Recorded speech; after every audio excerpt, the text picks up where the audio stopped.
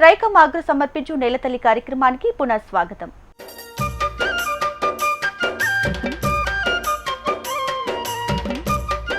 మారుతున్న వాతావరణ పరిస్థితుల కారణంగా తెలుగు రాష్ట్రాల్లో కురిసిన అకాల వర్షాలతో ఉద్యాన పంటలు, చిరుధాన్యాలు, వరి పంటలకు తీవ్ర నష్టం జరిగింది. దీంతో పంటలకు చీడపీడలు కూడా మొదలయ్యాయి. ఇలాంటి పరిస్థితుల్లో రైతులు తీసుకోవాల్సిన జాగ్రత్తలేంటి, ఎంత మేరకు నష్టం జరిగిందో వ్యవసాయ అధికారులను అడిగి తెలుసుకుందాం. అకాల వర్షాలతో విజయనగరం జిల్లా రైతాంగానికి కన్నీరు మిగిల్చింది. కురిసిన వర్షాలకు ప్రధానంగా వరి రైతులకు తీవ్ర నష్టాన్ని కలిగించింది.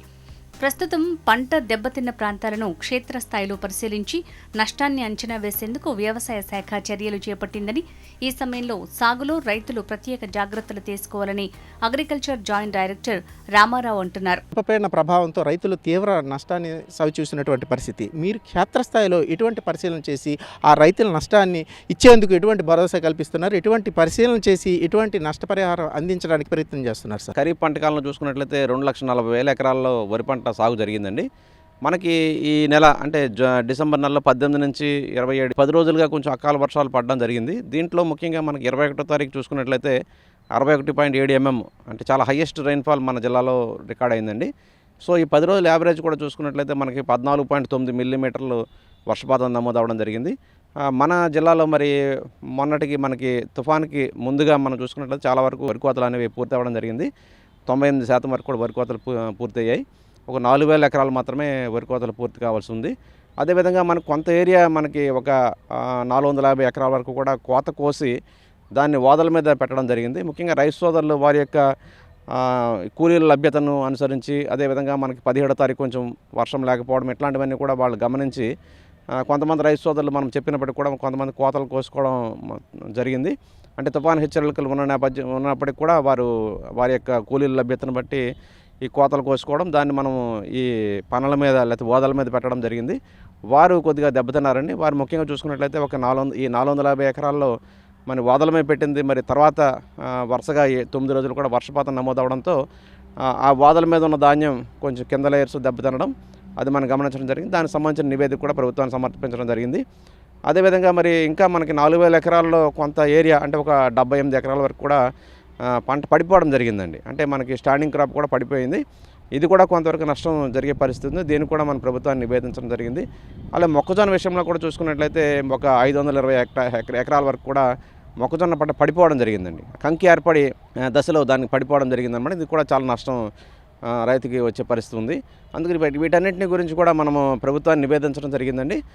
మరి గౌరవ కలెక్టర్ గారి ద్వారా మనము గౌరవ కమిషనర్ గారికి అదేవిధంగా ప్రభుత్వానికి కూడా ఈ నివేదికను సమర్పించడం జరిగింది. మరి నిన్ననే మన కమిషనర్ గారు కూడా డిజాస్టర్ మేనేజ్మెంట్ వారికి లేఖ రాయడం జరిగింది. తద్వారా మనకేంటంటే డిజాస్టర్ మేనేజ్మెంట్ నుంచి మనకు ఆదేశాలు వచ్చిన తర్వాత, ప్రభుత్వం నుంచి ఆదేశాలు వచ్చిన తర్వాత దీనంతా కూడా మనము ఎన్యూమరేషన్ అంటే మనం పంట నష్ట గణన చేయడం, అదేవిధంగా రైతువారీ గణన చేసి దాన్ని మన ప్రభుత్వాన్ని నివేదించి ప్రభుత్వం యొక్క ఉత్తర్వులను అనుసరించి వారికి సహాయం చేయడం జరుగుతుందన్నమాట.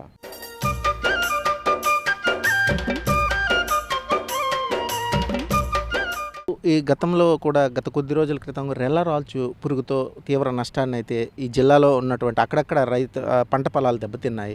వాళ్ళకి ఎటువంటి రిహాబిలిటేషన్ ఏంటి ఇచ్చారు, ఏంటి అసలు క్షేత్రస్థాయిలో వెళ్ళిన తర్వాత మీరు వాళ్ళకి ఏ విధంగా సహాయం అందించడానికి ప్రయత్నం చేస్తారు? ఆల్రెడీ ఏమైనా సహాయం చేశారా? వాళ్ళకి అందిందా నష్టపరిహారం ఏంటి సార్?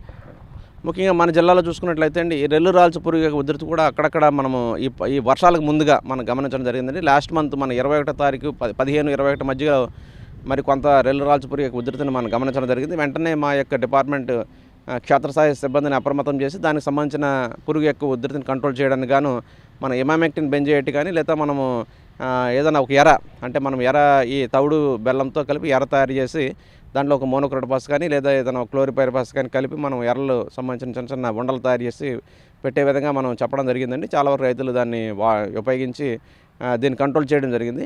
కానీ మనకి అక్కడక్కడ కొన్ని ప్రాంతాల్లో మాత్రం రైతులు ఒక 2 నుంచి 5 బస్తాల వరకు కూడా మరి నష్టం జరిగిందండి. అది మాత్రం వాస్తవం. ముఖ్యంగా కొంతమంది రైతులు ఇంకా మనం కోతకు దగ్గరలో ఉంది కాబట్టి మనకి ఇప్పుడు ఈ పురుగు యొక్క ఉధృతి ఏ విధమైన పెద్ద ఇబ్బంది పెట్టదమన్న పరిస్థితుల్లో కొంతమంది రైతులు అలసత్వం వహించడం జరిగింది. ఆ విధంగా అట్లాంటి పరిస్థితుల్లో అది అలాగే మనకేంటంటే ఈ పురుగు యొక్క ఉధృతి ఎప్పుడో మన 15 సంవత్సరాల క్రితం ఒకసారి వచ్చింది మన జిల్లాలో చూసుకున్నట్లయితే. ఈ పురుగు సంబంధించి కానీ సరైన పరిజ్ఞానం మన రైతు సోదరులకు లేకపోవడం, అదేవిధంగా మనము కొంతమంది చెప్పినప్పటికీ కూడా కొంతమంది రైతు సోదరులు అంటే ఈ పురుగు ఏంటంటే మనకి ఓదల మీద ఉన్న ధాన్యాలను కూడా కొట్టేస్తుంది అనమాట. అది కూడా మనకు తెలియకపోవడం, ఆ విధంగా కొంతవరకు ఒక 2 నుంచి 5 బస్తాలు అక్కడక్కడ మనకు కొంతమంది రైతు సోదరులు నష్టం పోవడం జరిగిందండి. దీన్ని గమనించి మనం దీనికి సంబంధించిన నివేదిక కూడా మనం ప్రభుత్వానికి నివేదించడం జరిగిందండి.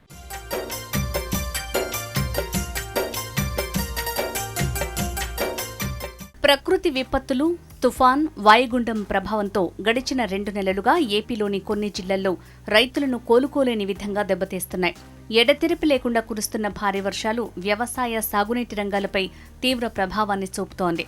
ప్రత్యేకించి రాష్ట్రంలో అత్యధిక స్థాయిలో సాగుతోన్న నెల్లూరు జిల్లా మినుము సాగు రైతులకు తీవ్ర నష్టం జరిగింది. ఇందుకోసం రైతులు అప్రమత్తంగా ఉంటూ సాగులో చీడపీడలు రాకుండా జాగ్రత్తలు పాటించాలని నెల్లూరు జిల్లా వ్యవసాయ శాఖ అధికారిని సత్యవాణి అంటున్నారు. ఈ సీజన్లో నెల్లూరు జిల్లాలో పంటల పరిస్థితి ఏంది, వర్షాల వల్ల జరిగినటువంటి నష్టాలేంటో మన దగ్గర వ్యవసాయ శాఖ జిల్లాధికారి గారు మన దగ్గర ఉన్నారు. ఆమెతో మాట్లాడి మరికొన్ని విషయాలు తెలుసుకునే ప్రయత్నం మనం చేద్దాం. చెప్పండి మేడం. ఈ రబీ సీజన్కి కానండి మనకి 5 లక్షల ఎకరాలు నార్మల్ ఏరియా అవుతాయి. ఇప్పటికీ దాదాపు 2 లక్షల ఎకరాల్లో వరి సాగు చేయటం జరిగింది.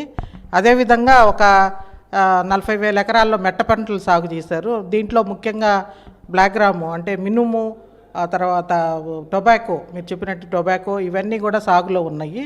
మనకి ఈ 2 లక్షల ఎకరాలు వరి సాగు గత నెల 15వ తారీఖు నుంచి నాట్లు వేయటం ప్రారంభించారు. ఈ నాట్లు ఈ వచ్చే నెల 15వ తారీఖు దాకా కొనసాగుతాయి. మొత్తము మనకి ఇప్పుడు ఇరిగేషన్ శాఖ తెలియజేస్తున్న విధంగా వాళ్ళు 5 లక్షల ఎకరాలకి నీరు అందిస్తున్నామని తెలియజేస్తున్నారు. కానీ మనకి కొన్ని ఏరియాలని మినహాయిస్తే దాదాపు మనకు కూడా మొత్తం పంటలు కలిపి 5 లక్షల ఎకరాలు పూర్తి స్థాయిలో పడే అవకాశం ఉంది ఈ సీజన్లో. ఇప్పుడు సీజన్లో మొదటికి వస్తే మనకి ఎక్కడ ఈ సంవత్సరం ఎందుకో పురుగులు కానీ తెగుళ్ళు కానీ పెద్దగా కనపడట్లేదు. కాబట్టి రైతులకి మేము డయాగ్నటిక్ ఫీల్డ్ విజిట్స్ అందిస్తున్నాము. అంటే శాస్త్రవేత్తల చేత పొలాలను మనము సందర్శన కార్యక్రమం జరుగుతుంది. అదేవిధంగా ఎక్కడైనా చిన్న చిన్న పురుగులు కానీ ఏదైనా కనపట్టయితే నివారణ చర్యలు తీసుకోవడానికి కూడా వాళ్ళకి అన్ని సలహాలు అందిస్తూ ఉన్నాము.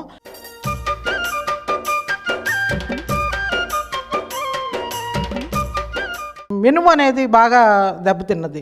అంటే దాదాపు 7,500 నుంచి 8,000 ఎకరాల్లో మనకి సాగు చేయటం జరిగింది. ఈ సాగు చేసిన ఎకరం మనం ఫెంగల్ తుఫాన్లో దాదాపు ఒక 100 ఎకరాల దాకా డ్యామేజ్ అయింది. అది నష్టపరిహారానికి అది రాసి పంపించడం జరిగింది. కానీ ముఖ్యంగా ఈ గత 4 రోజులుగా పడుతున్న వర్షాల మూలంగా మనకు ఒక 1000 ఎకరాల దాకా వరికుంటపాడు మండలము, దుత్తలూరు ఈ ఏరియాలో బాగా దెబ్బతింటం జరిగింది. వింజమూరు ఇక్కడ కూడా ఉంది. మొత్తం మనం ప్రిలిమినరీ రిపోర్టు దాదాపు 1000 నుంచి 1,200 ఎకరాలు దెబ్బతిన్నట్టుగా వచ్చింది. కానీ మనం కమిషనర్ గారికి తెలియజేశాము. ఎన్యూమరేషన్ ఆర్డర్స్ రాగానే మనం దీన్ని ఎన్యూమరేట్ చేసి మొత్తం టోటల్ ఏరియా ఎంత దెబ్బతిందో పంపించడం జరిగింది గవర్నమెంట్కి నష్టపరిహారం కోసం. మనకి నర్సరీల్లో చాలా తక్కువ ఉందండి. ఇంకా ఈ నెలాఖరు నుంచి తక్కువ అయిపోద్ది. బాగా ఇప్పుడు ముమ్మరంగా వరి నాట్లు జరుగుతున్నాయి. ఈ వర్షం మూలంగా కొంచెం ఆగిన ఈ 2-3 రోజుల నుంచి మళ్ళీ మనకి నెలాఖరు 15వ తారీఖు లోపల పూర్తి స్థాయిలో జిల్లాలో అన్ని చోట్ల వరి నాట్లు కంప్లీట్ అవుతాయి. మనము ఎరువులు అనేసరికి ఇక్కడ మనకి యూరియా అనేది ముఖ్యంగా దిగుమతుల గురించి మేము ప్రత్యేకంగా శ్రద్ధ వహించి, ఎందుకంటే ఇక్కడ మిగతా దుక్కిపిండి రేట్లు ఎక్కువగా ఉండటం వల్ల వాటిని వాడటం తగ్గించేసేసి ఆ యూరియాని ఎక్కువ బస్తాలు వేయటం వల్ల మనకి ఇక్కడ కొరత అనేది కనపడతా ఉంది తప్పితే మనకి గవర్నమెంట్ మన ఏరియాలోకి తగ్గట్టుగా సప్లై చేస్తూ ఉంది. గత నెల 25,000 మెట్రిక్ టన్నులు సప్లై చేసింది. ఈ నెల ఇప్పటికి 30,000 మెట్రిక్ టన్నులు మనం తీసుకోవడం జరిగింది.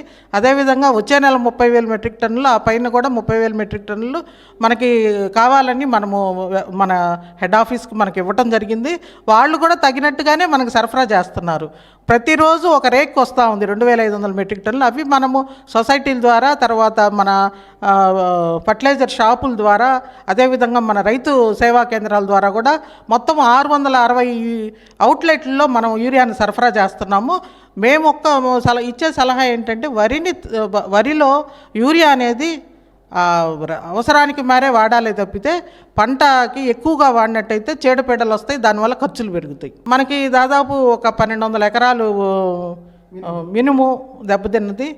మిగతా పంటల గురించి కూడా మనకి ఇంకా అంటే వర్షం పడుతూనే ఉంది కాబట్టి మనం ఇంకా ఎన్యూమరేషన్ చేయలేదు. ఎన్యూమరేషన్ చేశాక పూర్తి వివరాలు మేము ఇస్తాము. ఫస్ట్ మినుము మాత్రం దెబ్బతిన్నది.